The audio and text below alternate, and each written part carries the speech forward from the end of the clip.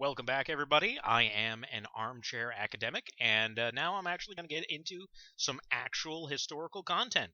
So, the cool thing about the genre is that it is, at the same time, very young and very old. I say old because for as long as humans have been able to talk to each other, they have told each other stories with an element of the fantastic to them. This is where you get your mythology. This is where you get your fairy tales. This is where you get a lot of stuff. And this pops up over and over throughout history. I mean, you can even look back, for example, you have Shakespeare's A Midsummer's Night's Dream, straight out fantasy. It's a romantic comedy with fairies in it.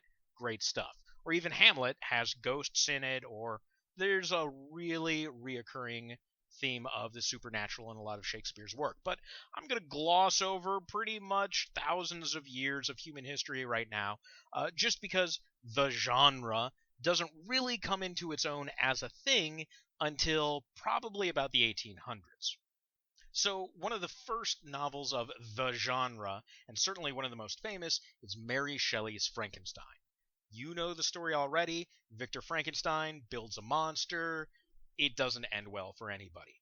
But the cool thing about this is the use of science fiction as a warning against new technology that may not even exist yet. And the cool thing about all this is it's a theme you see over and over and over again throughout the science fiction genre.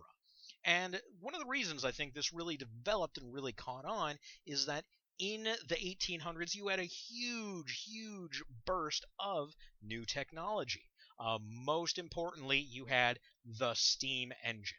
So the steam engine and the railway had a very big influence on the genre, not only because it linked a lot of people, and not only because it was, again, fantastic for the time that, 50 years previously, traveling so far so fast was unheard of. Now, the other thing about railways that influenced the genre and really literature in general was the fact that if you get on your train going from point A to point B, you needed something to do. You could look out the window, you could probably have tea with your friends, but a lot of people, especially if they were doing these train rides on a regular basis, would read. And this is where you see a lot of newspapers, and this is where you see a lot of what are called dime novels. And this sort of leads into the pulps and comic books and other later things I'll talk about in later episodes. So by the middle of the 19th century is when you start to have the foundations of the genre move into place. This is when Jules Verne starts writing. He coins the term scientific romance for a lot of his stuff. This is also when you see in 1865, Lewis Carroll writes the first Alice in Wonderland novel. And then on something you might not have heard of, a guy by the name of Edward S. Ellis writes a book called The Steam Man of the Prairies. It's about a teenager who builds himself a steam-powered robot. Now, they don't call it a robot, but it's a robot. And this is in 1868, so cool stuff. By the end of the century, you have more famous authors like H.G. Wells starts to write a lot of stuff. There's another guy by the name of William Morris with a book called The Wood Beyond the World.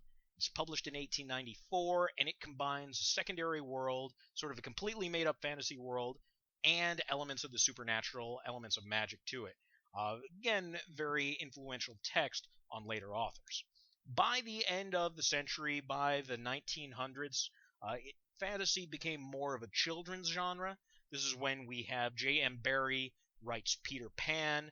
The book comes out in 1902, or its first mention comes out in 1902. And then in 1904, they make a stage play of it.